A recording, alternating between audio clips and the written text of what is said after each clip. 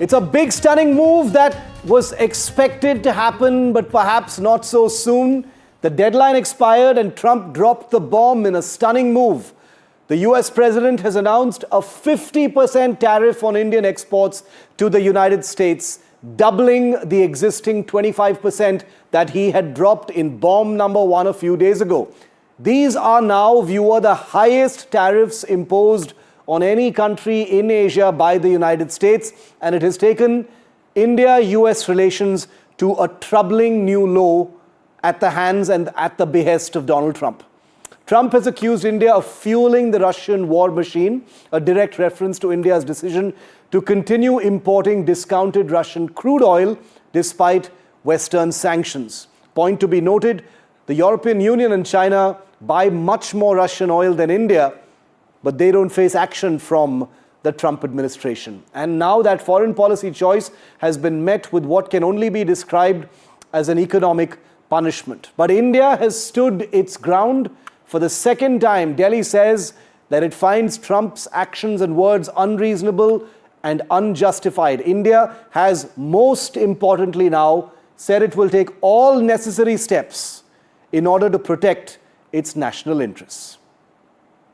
Well, it was threatened and now it's happened. An additional 25% duty placed on India, all because of buying Russian energy. It now means that one of the United States' major allies and one of its major trading partners will have a total duty of 50% placed on goods that are leaving India and entering here, the United States.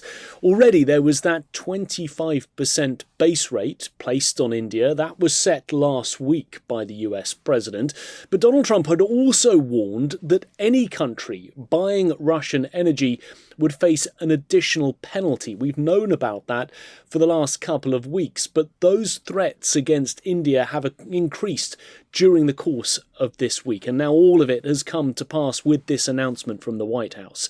And all of it follows US Special Envoy Steve Witkoff's meetings this Wednesday in Moscow with Russian President Vladimir Putin. Now, the aim of that meeting was to try and achieve a ceasefire in Russia's war in Ukraine. The US president had given Vladimir Putin a deadline of this Friday to achieve a ceasefire. No ceasefire for Russia would have mean Donald Trump imposing a 100% tariff on Russia. But he'd also warned that there would be secondary tariffs or penalties put in place against any country that was buying Russian energy. And remember, India buys both Russian energy and military equipment, both of which have angered Donald Trump. He has said that he has now received, in theory from Steve Witkoff, what he calls additional information. That information being that the government of India is currently directly or indirectly importing Russian Federation oil. Donald Trump says that this additional 25% penalty will come into effect 21 days after the date of this order that has just been published, so 3 weeks from now. Of course, all of this calls into question the nature of the US-India relationship, not just when it comes to trade. The two countries are considered strong allies. They have security partnerships, including the Quad grouping with Japan and Australia, all of that aimed at trying to push back against China's dominance. And remember, Prime Minister Modi was here in Washington just a few months ago, back in February, one of the first leaders to visit the White House when Donald Trump returned to the Oval Office. These latest actions, though, from the US president make it unclear when another sit-down meeting may happen between the two leaders, these tariffs really becoming a barrier to close relations anytime soon. Nick Harper, NDTV, Washington. The US decision to impose 50% tariffs on India would come as a shock at certain levels. But the key question is whether the 21-day period which exists before this is actually implemented is going to be a period within which there is some compromise, some negotiation which happens between both sides. Remember, it's not so much the issue of tariffs which India and the United States were negotiating, which is troubling New Delhi. It's the additional sanctions of 25% because of India's continued import of Russian oil that New Delhi would deem completely unacceptable. We We're a large country. We've stated this repeatedly. We have energy requirements, and there are incredible double standards, which was made clear in the last statement of the External Affairs Ministry. Double standards why? The US continues to import key items from Russia.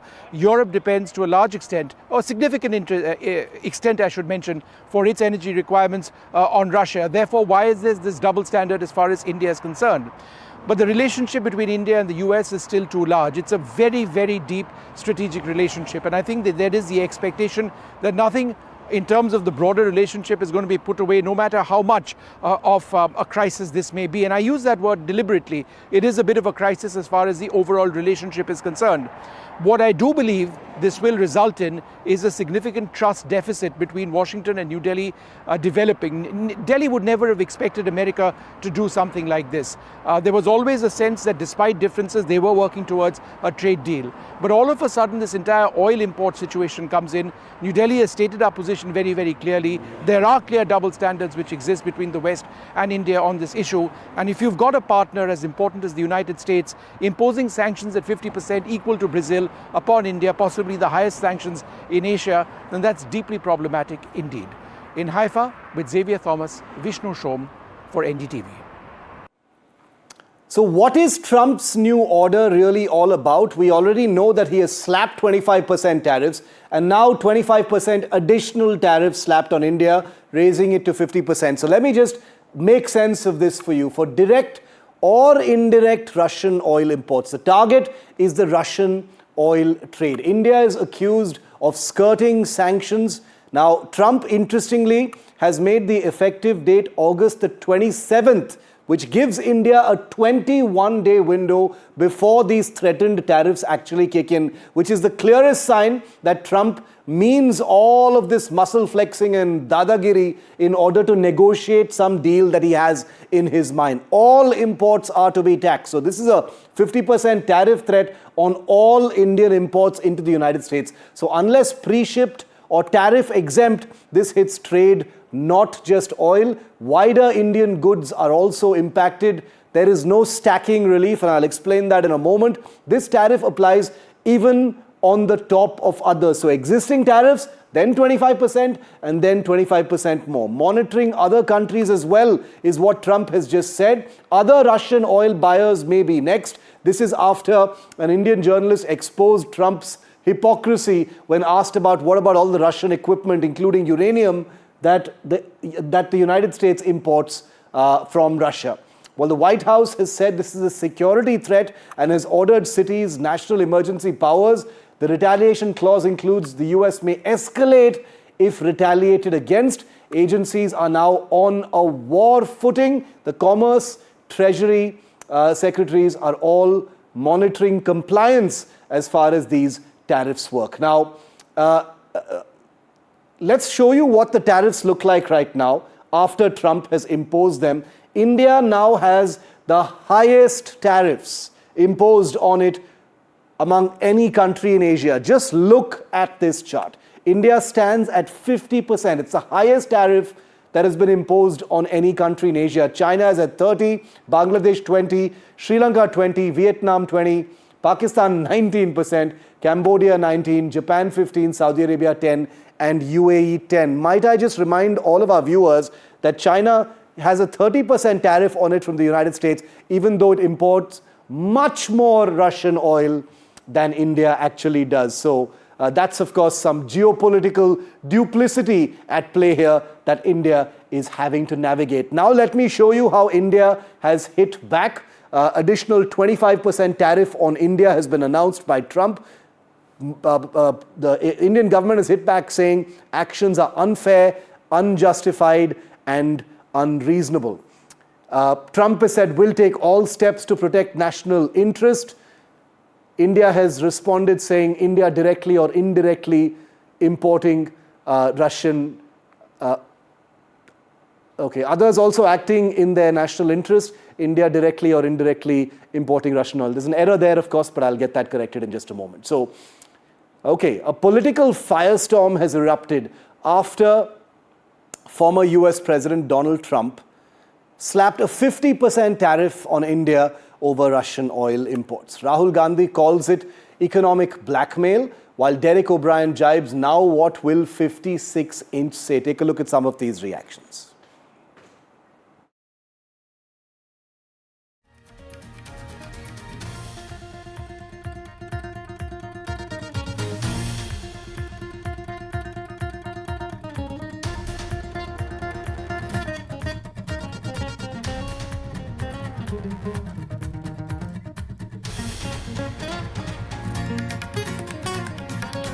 Live now is David Sofair, Republican strategist, Shankar Iyer, author and columnist, Jayant Krishna, senior fellow, US-India Policy Studies with the Center for Strategic and International Studies in Washington, D.C.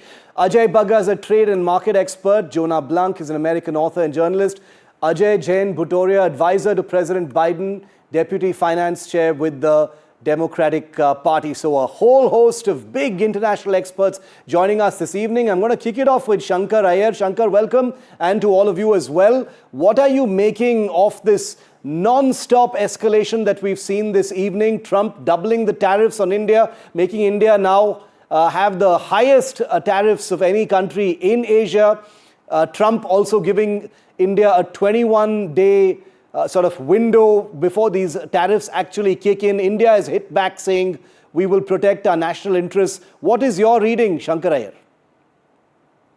Well, the latest round of tariff is actually in the rise in Trump's frustration that he is not getting into India to bend its knee like the EU has done or the UK has done and other countries have done. India is a 1.5 billion strong nation. It has its own complexities. It is a continental economy. So it will navigate this differently.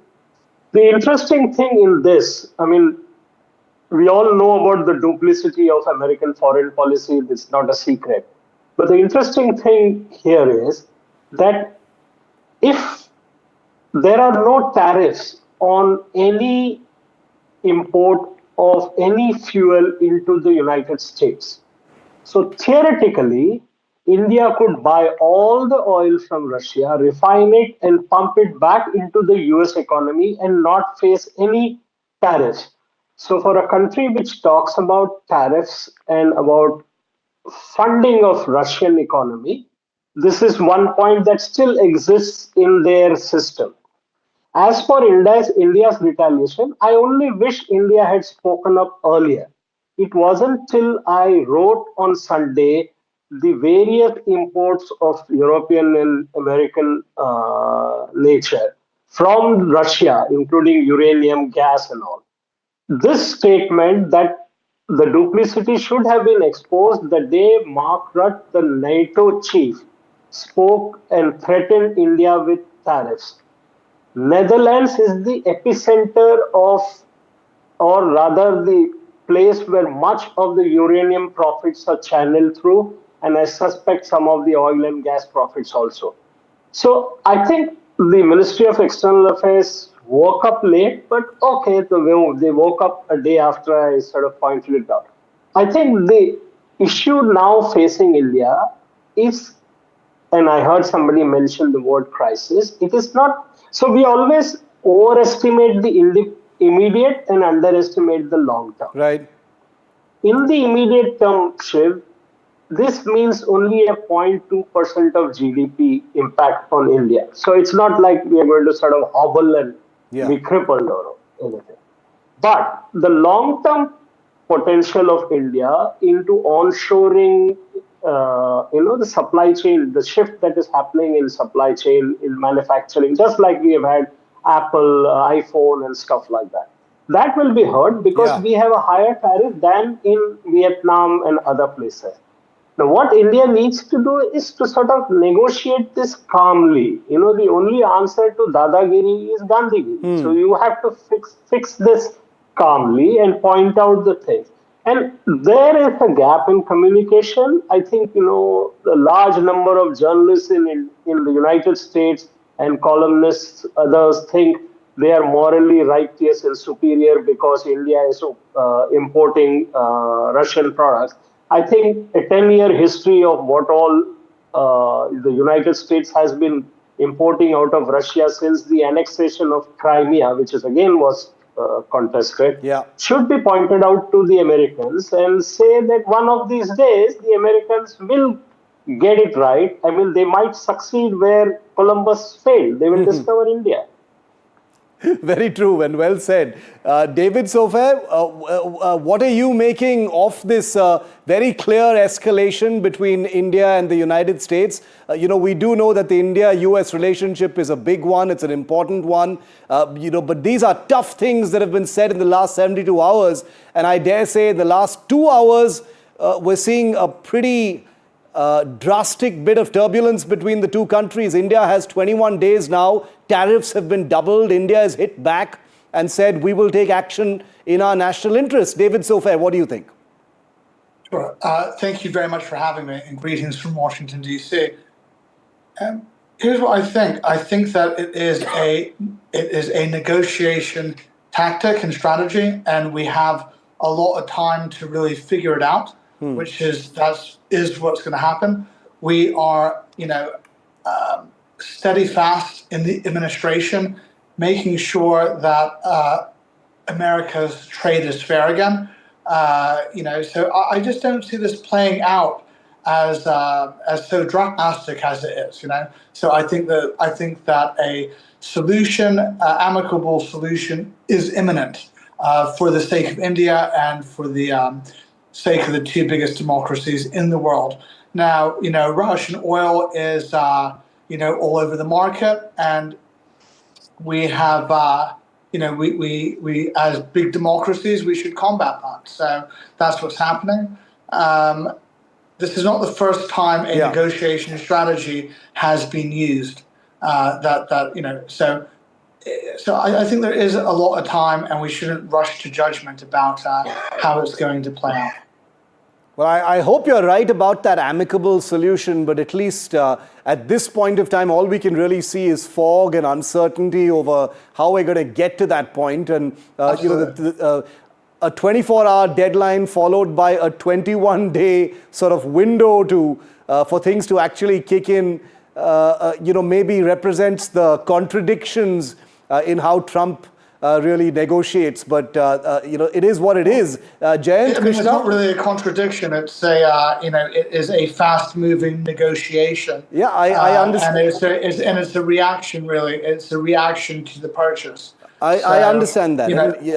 India has made no indication, at least so far, that it is going to even think about cranking things down as far as importing Russian oil is concerned, especially given A, that this is in our national interest, B, these are market forces which are clearly quantified, C, the clear hypocrisy of countries like China, conglomerates like the EU buying vastly more quantities of Russian oil than India does and facing nowhere near the same kinds of threats of sanctions. What kind of weight do all of these factors actually hold over the next 21 days is going to be interesting to see. Jayant, Krishna, where do you stand? What do you think about this? Is there an amicable solution ahead?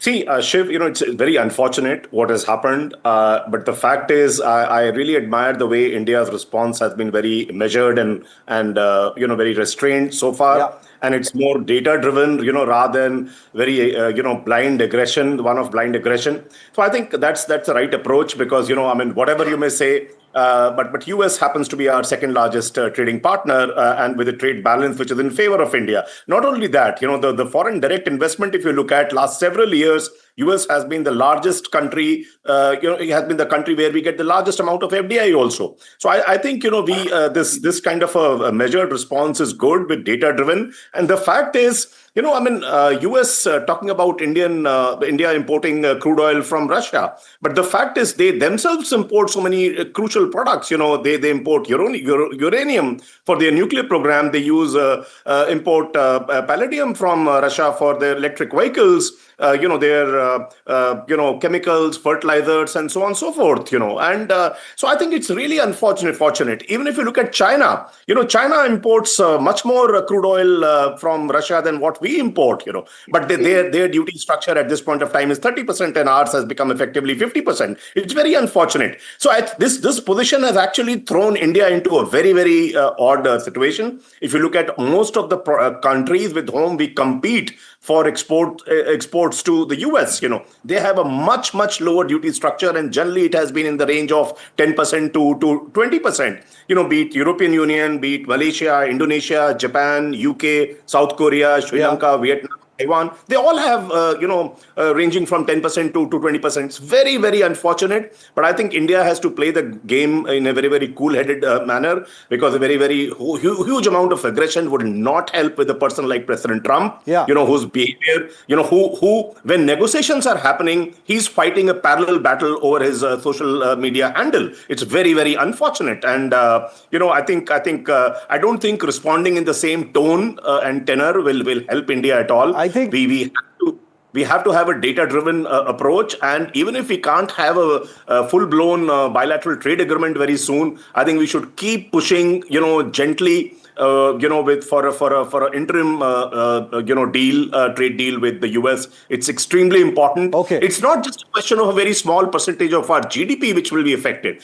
It'll be the sentiments. There are lots of companies, especially in the pharmaceutical sector, where almost 70-80% of the revenue comes from exports to the US. I completely agree with that. Beyond just the numbers or the percentage of GDP, or whether it has an impact on overall trade, etc. There is a very close and expansive relationship here that many people are looking on worriedly at. And I think that's really the larger picture as well. It's not just the dollars and cents. Jonah Blank,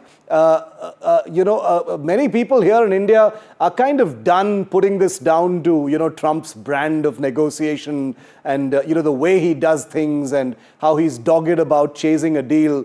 There is a sense of arrogance and being disrespected, especially on a relationship that most people see as being very healthy. There is, of course, hardball, but many people are starting to worry now about where this is going. What do you think? Yes, you're absolutely right. This is complete hypocrisy and a dominance play on Trump's part. That's how he governs. This has absolutely nothing to do with Russia. Let's remember the foremost international defender of Vladimir Putin and of Putin's invasion of Ukraine is Donald Trump. He doesn't care about getting tough with Russia. He doesn't care about Russian oil. What he cares about is imposing humiliation on India. Why? Because India stood up for itself. India didn't just meekly accept unfair, unbalanced, non-reciprocal tariffs the way that Pakistan did and a number of other countries did. Those who did still got high tariffs. Pakistan's tariff is 19%. So it's not as if knuckling under gets you back to where you were before Trump. It's just that if you stand up for yourself, he gets annoyed and tries to bully you.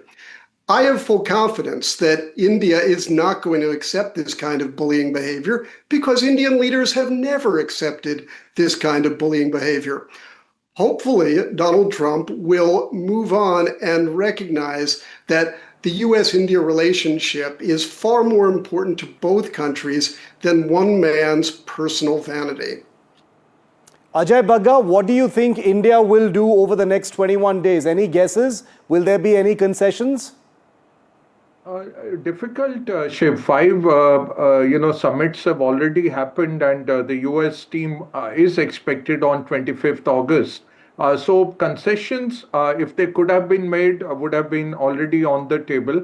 There's clearly a gap between what the US wants and what India is willing to give. That will not get bridged.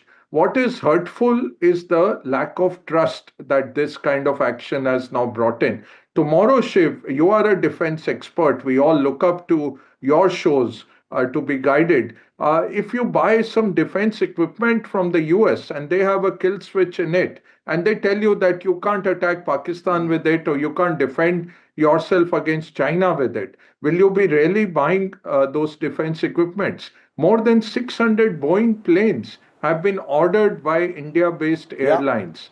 Do you go ahead with that? Or do you start putting tariffs on the Boeings? So I think this is maximalist posturing. But I think the government, the world has had enough of this bullying tactics. If you look at the deals that have been done, which are being called beautiful deals, the European Union was charging a weighted average 1.5% to the US. And they have brought down to zero tariffs, and Trump is showing that as a huge achievement while he's charging them 15%. India will not agree to something like that. Korea had a FTA running since 2012, under which they were charging 0.79% tariffs to the US. They have made it zero tariffs to all, and he's saying it's a great achievement. It's nothing. Vietnam has zero tariffs, but Vietnam only imports $13 billion worth of US goods. It's a very poor country.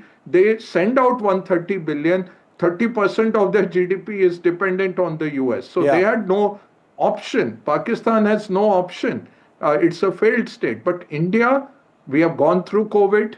This 50 billion hit is not easy to digest, Shiv. You must remember, if $1 billion of textile is being exported, 1 lakh workers are working for that. And ancillary, another 100,000 workers are impacted. So it's not easy. Government will have to bring out packages. Either you make sure that it gets domestically consumed, you find other countries, but it has an impact. But why we bring in a GDP impact? Because that at least tells us how big is the problem. So without that data, it's difficult. But trust is broken.